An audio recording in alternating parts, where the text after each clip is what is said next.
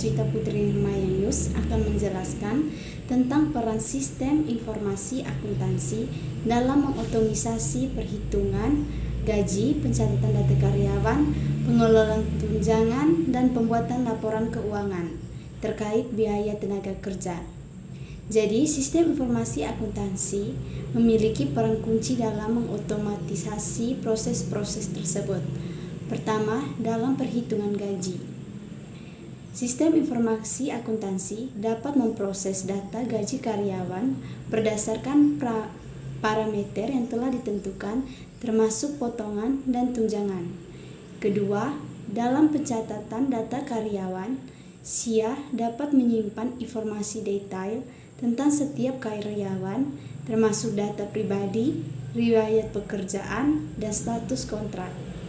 Ketiga, dalam pengelolaan tunjangan, sistem informasi akuntansi dapat menghitung dan memonitor tunjangan karyawan seperti tunjangan kesehatan dan pensiun. Terakhir, dalam pembuatan laporan keuangan terkait biaya tenaga kerja, SIA dapat secara otomatis mengumpulkan data biaya tenaga kerja dari berbagai departemen dan menghasilkan laporan keuangan yang akurat dan terperinci.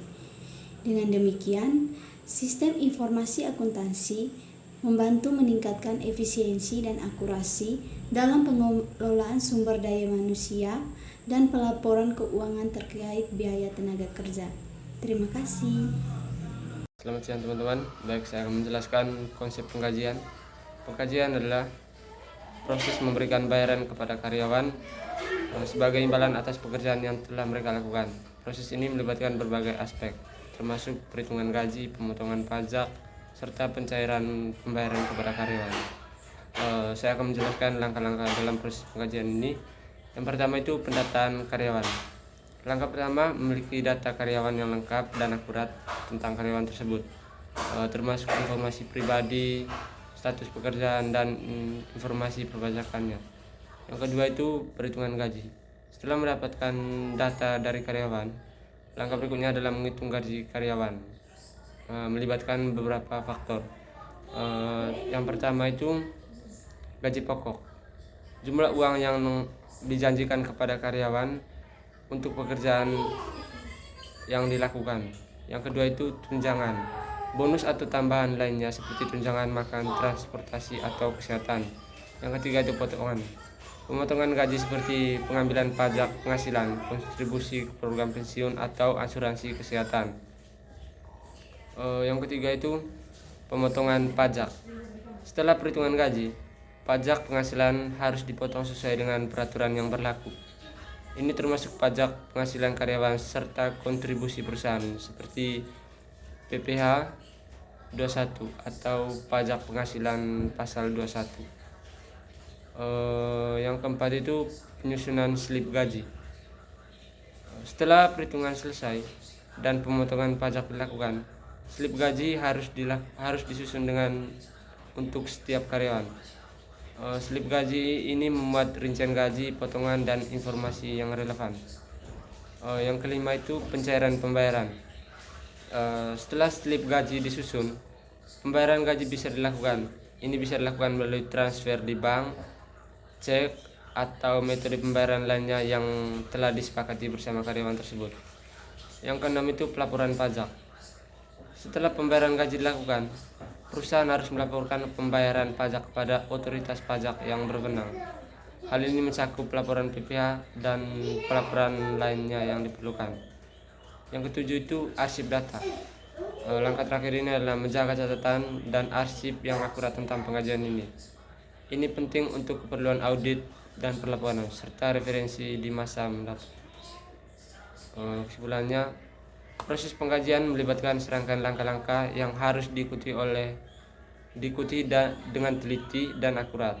Hal ini penting untuk memastikan bahwa karyawan dibayar dengan benar dan sesuai dengan peraturan yang berlaku, serta menjaga kepatuhan perusahaan terhadap ketentuan pajak dan regulasinya. Lalu yang berikutnya saya akan menjelaskan tentang fungsi bagian-bagian terkait dalam sistem pengupahan, kemudian peran setiap departemen seperti Human Resource Department, manajemen data karyawan, departemen keuangan dalam sistem pengupahan untuk kenaikan gaji dan promosi. Dan yang terakhir adalah bagaimana setiap departemen ini berkolaborasi untuk sistem pengupahan yang lebih efisien dan lebih akurat. Dalam sistem pengupahan, fungsi antara bagian terkait meliputi yang pertama, perencanaan pengupahan. Bagian ini bertanggung jawab untuk merancang kebijakan dan struktur pengupahan berdasarkan faktor-faktor seperti inflasi, tingkat produktivitas, dan kebijakan perusahaan. Yang kedua, pengelolaan data dan informasi. Bagian ini mengumpulkan dan menganalisis data terkait pengupahan seperti survei gaji untuk memberikan informasi yang dibutuhkan dalam pengambilan keputusan. Yang ketiga, negosiasi dan komunikasi. Bagian ini berperan dalam berkomunikasi dengan pekerja dan serikat pekerja jika ada, serta manajemen untuk menegosiasikan perubahan pengupahan dan memfasilitasi pemahaman yang jelas mengenai kebijakan pengupahan. Yang keempat, penerapan kebijakan pengupahan. Bagian ini bertanggung jawab untuk menerapkan kebijakan pengupahan yang telah ditetapkan, termasuk menghitung dan memproses gaji, serta memastikan kepatuhan terhadap peraturan ketenagakerjaan yang berlaku. Yang kelima, evaluasi dan peninjauan. Bagian ini melakukan evaluasi berkala terhadap kebijakan pengupahan untuk mengevaluasi efektivitasnya dan melakukan penyesuaian jika diperlukan, serta melakukan peninjauan atas kinerja sistem pengupahan secara keseluruhan. Berikutnya adalah mengidentifikasi peran sebagai departemen seperti Human Research untuk manajemen data karyawan, keuangan untuk penggajian, dan manajemen departemen untuk persetujuan kenaikan gaji atau promosi. Yang pertama, Departemen Sumber Daya Manusia atau Human Research. Departemen ini bertanggung jawab atas manajemen data karyawan, termasuk informasi pribadi, riwayat pekerjaan, dan kinerja.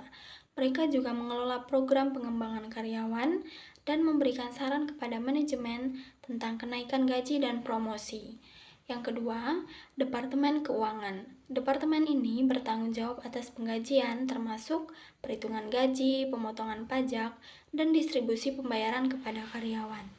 Mereka memastikan bahwa proses penggajian berjalan lancar dan sesuai dengan kebijakan perusahaan serta peraturan perpajakan yang berlaku. Yang ketiga, manajemen departemen. Departemen ini memiliki peran penting dalam menyetujui kenaikan gaji atau promosi karyawan di bawah pengawasannya. Mereka dapat memberikan rekomendasi kepada Human Research dan Departemen Keuangan berdasarkan kinerja dan kontribusi karyawan terhadap departemen atau perusahaan secara keseluruhan.